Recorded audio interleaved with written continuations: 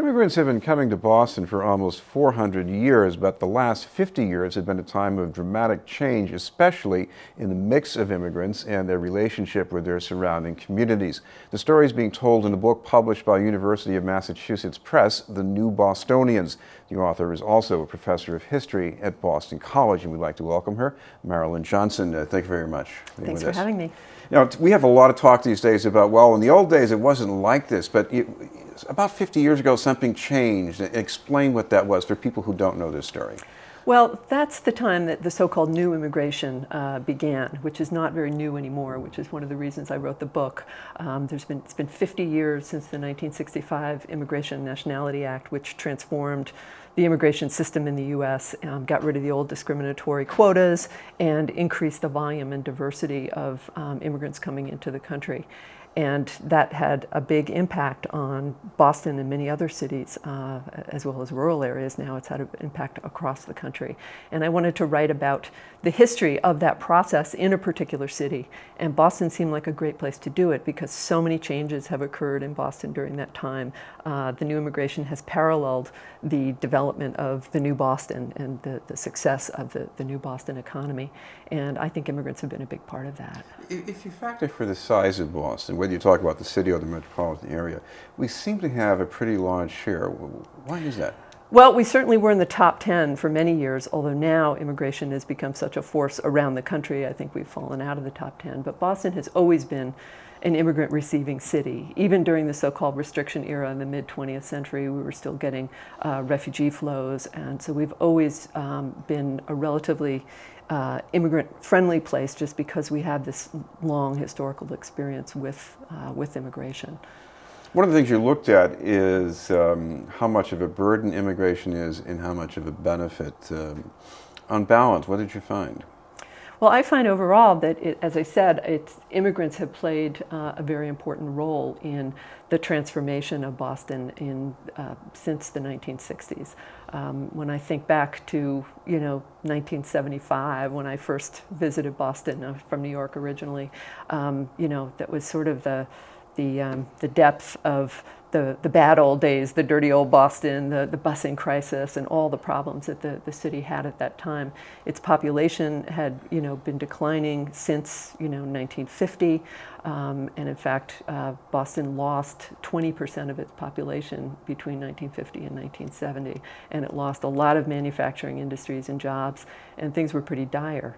Now, there were a lot of plans in place to rebuild the city's economy, but those didn't really take off in a big way until the 1980s, which was at the same time that the impact of the 1965 Immigration Act and some of the refugee migrations that we had to the city in significant numbers started to be felt here. And so immigrants played a really important role in terms of providing bodies for the labor force, right, on both the high and the low ends.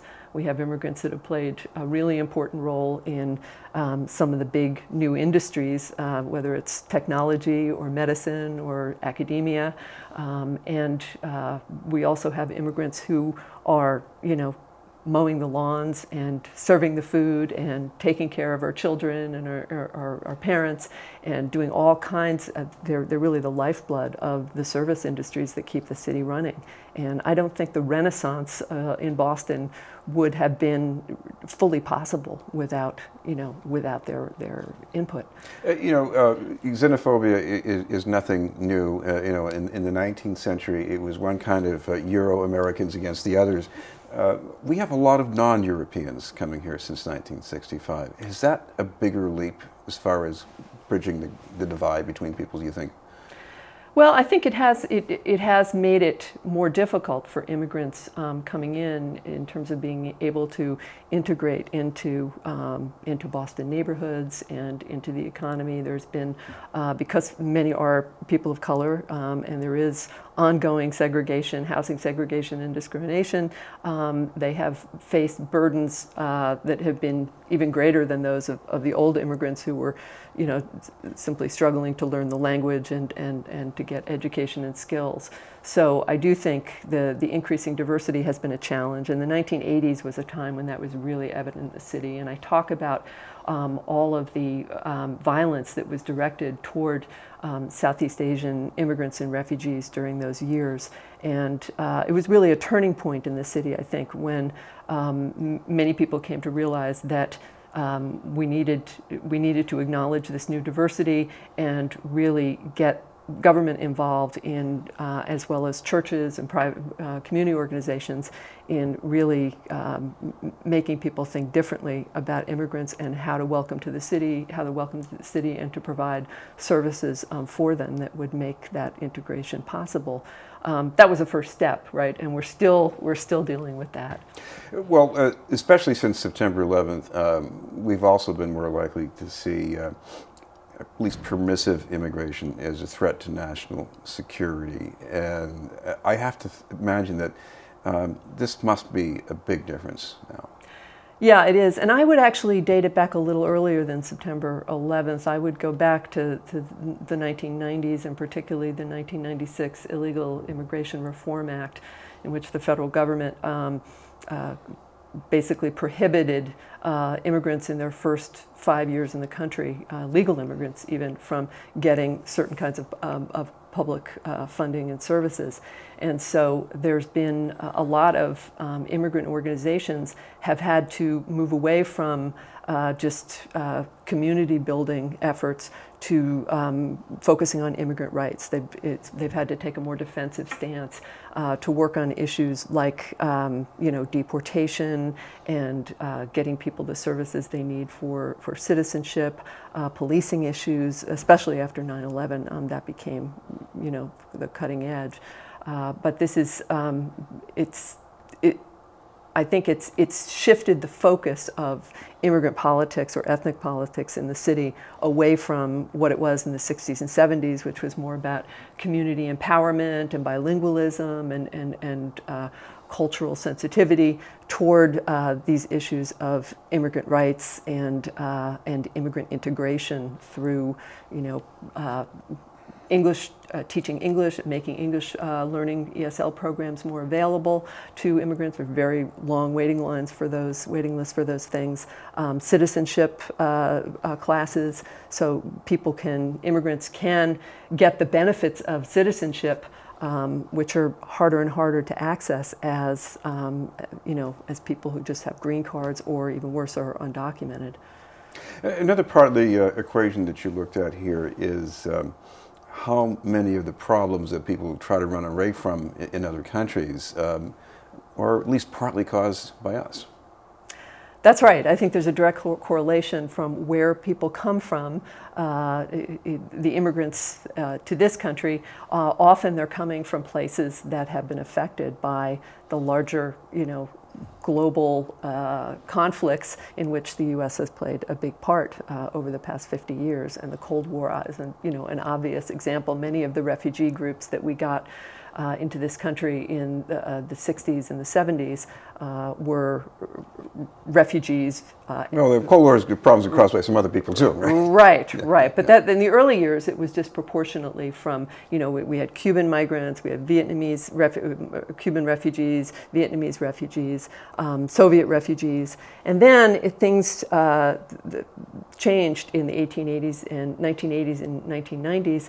Some of the legislation for refugee admissions changed, and there was a broadening of the criteria for refugees. And so now we're having people coming in from all over the world. And I think we're doing a somewhat better job than we were. Some of those problems with Southeast Asian refugees and all the violence directed against them had to do with some level of disorganization in refugee resettlement that went on at the time. But still, it's still a big issue. Another interesting development here is what's happened to different kinds of Christianity because of these immigrants. Because here it was mostly in a European tradition. Now we have people coming from Africa, Latin America, and the Caribbean, and Asia. Mm-hmm. They're practicing Christianity, but mm-hmm. they're doing it in a different way.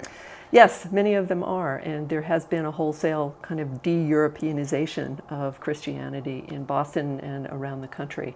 And it's particularly noticeable here because we our churches have such an old infrastructure in the city, particularly the Catholic Church, which was so dominant, still is dominant in the city, but also in many of the Protestant churches that were dying out and losing members as white members as they moved to the suburbs after World War II. And new immigrants came in and helped to revitalize a lot of these churches. Initially, there were church sharing programs in many Protestant churches where an immigrant congregation would, meet in the basement, and this happened back with the old immigration too, with the Catholic Church. But eventually, as the older native-born white congregations died out, and some of the black ones as well, we would see immigrant groups actually taking stewardship of these churches, and this has happened again and again across the metro area, not just in the city. And we've also seen new churches or new religious institutions, world religions that have appeared on the scene now. We have mosques, we have Buddhist temples, Hindu temples, all kinds of different religions that are represented here that really weren't before the 1960s and 1970s. Well, one narrative we're very familiar with in Boston are families who come to this country, they settle somewhere in the city, and their children grow up to do great things. Now we have more of these families who have to live away from the city. How do you think that changes chemistry? Yeah, I mean, obviously we've had a lot of gentrification in the city. One of the downsides or good sides, depending on your perspective, of the new Boston and the new economy, and it's driven immigrants away from the old immigrant quarters in the center of the city. Initially, immigrants settled in Chinatown in the South End in the 1960s, but not many are doing that anymore. It's just not affordable, and there's too many development pressures, and costs are too high. So instead, they've gone to some of Boston's outlying neighborhoods, which is where the children of the old immigrants lived for many years, places like East Boston and Dorchester and Allston-Brighton. And those have become some of the neighborhoods that have experienced this tremendous revitalization as a result of immigrants moving in over the past 20, 25 years.